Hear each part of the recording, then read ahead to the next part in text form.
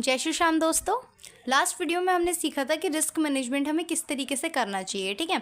तो उसमें ही अभी थोड़ा सा टॉपिक बाकी है, इसको हम पार्ट 2 में आज कवर करेंगे।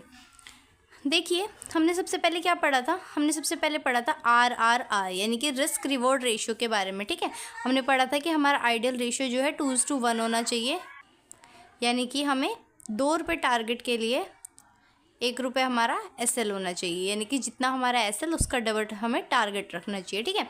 उसके बाद हमने पढ़ा था रिस्क पर ट्रेड, जिसको हम बोलते हैं RPT, ठीक है। इसको हमने क्या पढ़ा था कि हम अपने कैपिटल एम्प्लॉयड का 2 या फिर 2.5% हम कर सकते हैं, ठीक है।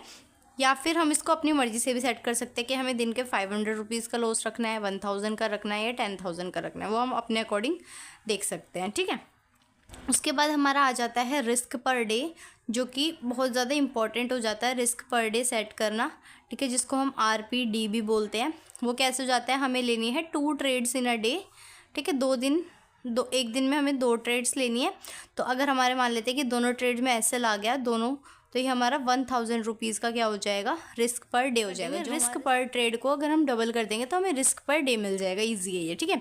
उसके बाद हमें क्या करना है? उसके बाद हमें पढ़ना है यहाँ पे पोजीशन साइजिंग। पोजीशन साइजिंग क्या होता है? देखिए, इसका मतलब क्या है? इसका मतलब ये है कि हमें क्वांटिटी सेट करनी है कि हमें कितनी क्वांटिटी, हमें ट्रेड में कितनी क्वांटिटी लेनी है। अगर हम कोई ट्रेड ले रहे हैं तो हमें कितनी क्वांटिटी परचेज करनी चाहिए।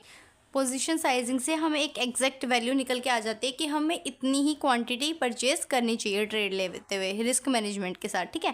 तो इसका फॉर्मूला क्या होता है? इसका फॉर्मूला होता है रिस्क पर trade divided by stop loss, ठीक है। रिस्क पर ट्रेड हमें पता है, मान लें कि हमने सेट किया कि हमारा एक ट्रेड में हम सिर्फ 500 रुपीज़ का ही लॉस लेंगे, ठीक है। अब हमारा SL मान लेते हैं कि सबसे पहले हमने रिलायंस का एक जो शेयर है वो अभी 1355 रुपीज़ पे ट्रेड कर रहा है, ठीक है। आज अभी उसकी जब हम ट्रेड ले रहे हैं तो उसकी जो करंट मार्केट प्राइस है वो कितनी है? 1355। और हमें लग रहा है कि यहाँ से जो रिलायंस का शेयर है वो ऊपर की तरफ जाने वाला है, तो हम क्या करेंगे? रिलायंस के शेयर को बाय करेंगे।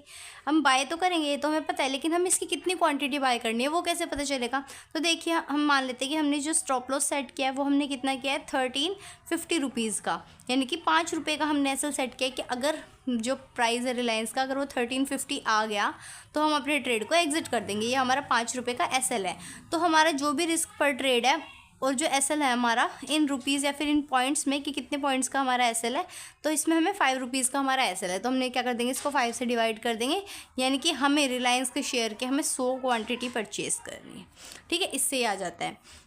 और ऐसे ही अगर हम मान लेते हैं कि ये 10 रुपीज़ का हो और हम क्या कर देंगे? फिर इसको 500 को 10 से डिवाइड कर देंगे, तो हमें कितनी क्वांटिटी परचेज़ करनी है? 50 क्वांटिटी परचेज़ करनी है, ठीक है। तो इस तरीके से हम रिस्क मैनेजमेंट को फॉलो करते हुए अपनी क्वांटिटी को डिसाइड कर सकते हैं कि हमें कितनी क्वांटिटी परचेज़ करनी है। और एक बहुत ही ज़्यादा अच्छा तरीका होता है जिससे हम अच्छे से रिस्क मैनेजमेंट को फॉलो करके सारी चीज़ें कर सकते हैं, ठीक है। रिस्क मैनेजमेंट में यही था इम्पॉर्टेंट, जिस चीज़ को हम फॉलो करके एक प्रॉफिटेबल ट्रेडर बन सकते हैं, ठीक है। अगर आपको वीडियो अच्छी लगी हो, यूज़फुल लगी हो, तो वीडियो को लाइक कीजिए और चैनल को सब्सक्राइब करना ना भूलें। Thank you so much.